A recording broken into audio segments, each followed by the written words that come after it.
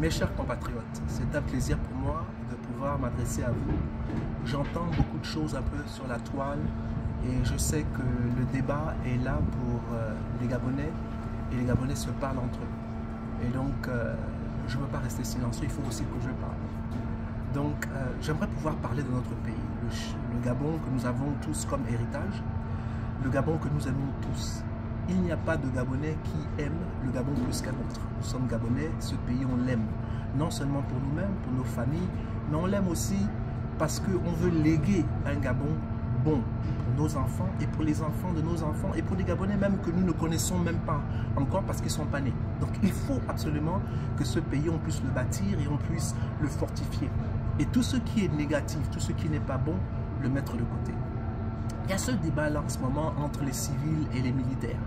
J'aimerais tout simplement dire que dans un pays qui se respecte, les militaires ont le droit, oui, d'exercer une sorte de pouvoir. Ça, ce n'est pas un problème.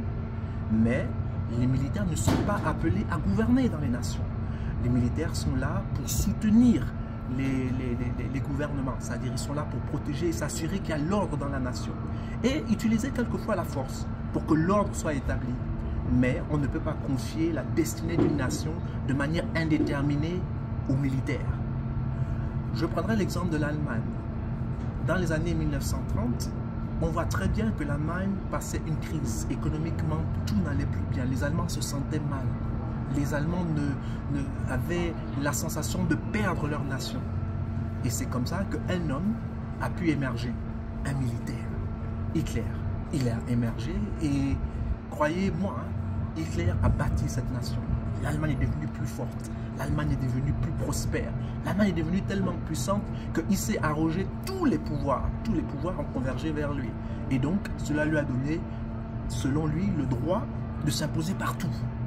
Et il a commencé maintenant à envahir au nom de l'Allemagne et au nom du bien-être des Allemands d'autres pays à côté.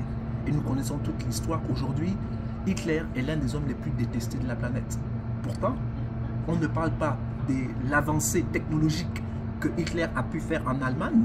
Pendant cette période-là, on parle plutôt du chaos qu'il a amené, non seulement en Allemagne, mais dans le monde entier. Ma prière, c'est qu'on n'épargne le Gabon de ce genre de choses. On aime aussi parler de De Gaulle. Le général de Gaulle c'était un grand général français. Le général de Gaulle a fait des bonnes choses pour la France. J'aimerais souligner pour la France parce qu'il ne faut pas oublier que c'est le général de Gaulle qui nous a empêchés, pour beaucoup de pays d'entre nous, c'est-à-dire d'avoir notre indépendance. Pour lui, on devait être des pays d'outre-mer. Il nous a donné l'indépendance parce qu'il n'avait pas le choix. Maintenant, en ce qui concerne de Gaulle en France, de Gaulle, quand il a libéré la France, les Français ont été reconnaissants envers de Gaulle. Ils ont dit à de Gaulle de venir. L'Assemblée nationale a fait appel à De Gaulle. Ce n'est pas De Gaulle qui s'est imposé aux Français. C'est l'Assemblée nationale française. Ce sont le peuple français qui était d'accord que De Gaulle prenne les rênes de la nation française et qu'il l'amène à des moments beaucoup plus glorieux. Maintenant, De Gaulle au pouvoir, parce que c'est un militaire, il veut plus de pouvoir. Donc par conséquent, puisqu'il veut changer la constitution française à sa guise et il veut que les choses soient faites selon lui, selon ce qu'il pense, il a sa vision de la France. Il veut imposer sa vision de la France à tous les Français. Et donc il fait appel au référendum. Mais puisque c'est un homme d'État et puisque c'est un homme qui aussi est conscient du pouvoir, il sait que quand bien même c'est un militaire et qu'il a un pouvoir, il y a toujours un pouvoir en face de toi qui est au-dessus de toi. Et ce pouvoir-là, c'est le peuple. Donc il est parti pour négocier avec son peuple pour que son peuple lui donne encore un peu plus de pouvoir à travers le référendum. La réponse, c'est que le peuple a dit non. Que De Gaulle, nous t'aimons bien, mais nous ne pouvons pas te donner tout le pouvoir de la France. C'est-à-dire qu'il n'y a pas que toi qui peux gouverner la France, il y a d'autres personnes aussi. Et on veut aussi entendre les opinions des uns et des autres. De Gaulle a compris le message et il s'est dit, puisque c'est ainsi, je me retire, tout simplement.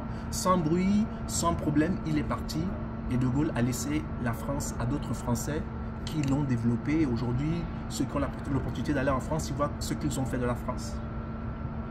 Maintenant, là j'ai parlé de chez les Français là-bas de Gaulle, comme on dit chez moi, les Mienais, les Tangani. Maintenant, on va venir un peu plus proche de chez nous, au Ghana. Au Ghana, quand on voit bien, on parle beaucoup de Rawlings. Rawlings, aujourd'hui, est un héros dans l'histoire du Ghana. Mais il ne faut pas oublier que Rawlings était écossais de père. Cela ne l'a pas empêché de devenir président un peu plus tard.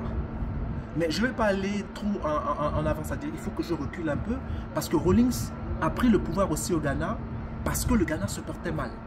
Donc il l'a pris par la force. Il a fait ce qu'on appelle un coup d'État. Je dis bien un coup d'État, non un coup de libération. Un coup d'État, c'est-à-dire qu'il s'est imposé parce qu'il voulait absolument que le Ghana se porte mieux. Il a pris le pouvoir et après il a restitué le pouvoir aux civils. En restituant le pouvoir aux civils, les civils se sont encore mal comportés. Il a refait un coup d'État. Et quand il a fait le coup d'État, toutes les personnes qui ont participé à violer les lois du Ghana ou à piller le Ghana, inclus les membres de sa famille, il les a mis tous devant le poteau et il les a exécutés. Il n'a épargné personne, même les gens qui étaient proches de lui.